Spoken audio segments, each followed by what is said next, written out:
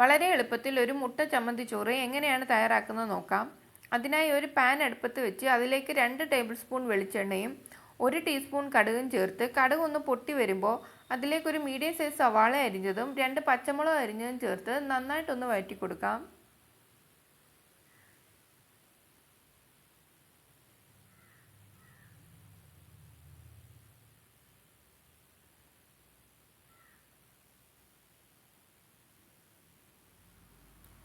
സവാള ഒരുപാട് വെന്ത് പോവേണ്ട, ജസ്റ്റ് ഒന്ന് വഴണ്ട് വന്നാൽ മാത്രം മതി.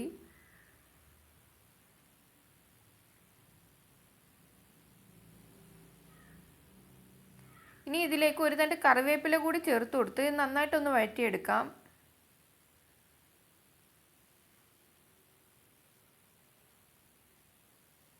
ഇവിടെ സവാളയൊക്കെ നന്നായിട്ടൊന്ന് വഴണ്ട് വന്നിട്ടുണ്ട്.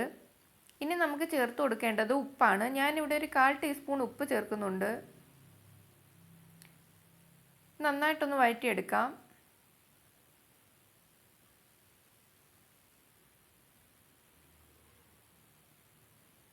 ഇനി ഒരു 1/4 ടീസ്പൂൺ മഞ്ഞൾപ്പൊടിയും കൂടി ചേർത്ത് മഞ്ഞൾപ്പൊടിയുടെ ആ പച്ചമണം ഒന്ന് മാറി കിട്ടുന്നത് വരെ നമുക്കൊന്ന് വഴറ്റിയെടുക്കാം.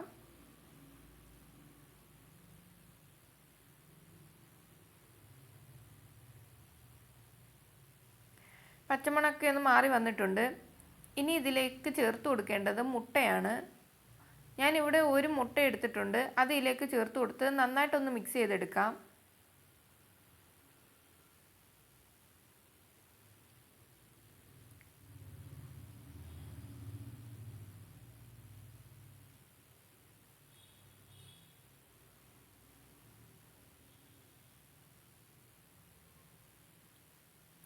നന്നായിട്ടൊന്ന് മിക്സ് ചെയ്തെടുത്തിട്ടുണ്ട്. ഇനി നമുക്ക് ഇതിലേക്ക് ചേർത്ത് കൊടുക്കേണ്ടത് ചമ്മന്തിയാണ്. നമ്മൾ അരച്ച് വെച്ചിരിക്കുന്ന ചമ്മന്തി നമ്മളുടെ ഇഷ്ടത്തിനനുസരിച്ച് നമുക്ക് ചേർത്ത് കൊടുക്കാവുന്നതാണ്.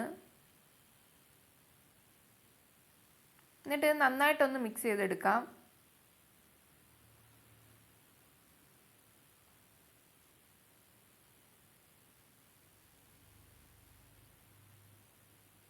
ഇനി 2 പപ്പടം പൊള്ളിച്ചതും കൂടി ഒന്ന് പൊടിച്ച് ചേർത്ത് കൊടുക്കാം.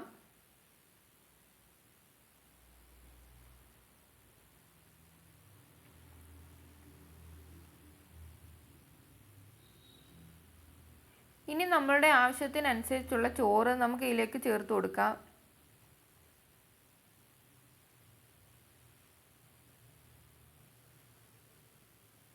ഇനി നന്നായിട്ട് ഒന്ന് യോജിപ്പിച്ചെടുക്കണം.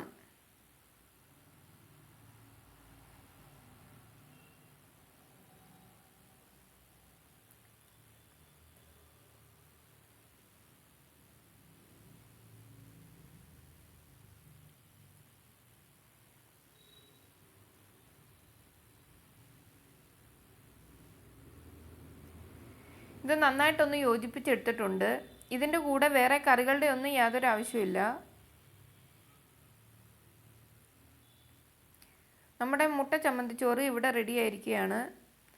എല്ലാവർക്കും ഇഷ്ടപ്പെട്ട് കാണുമെന്ന് വിചാരിക്കുന്നു. നന്ദി.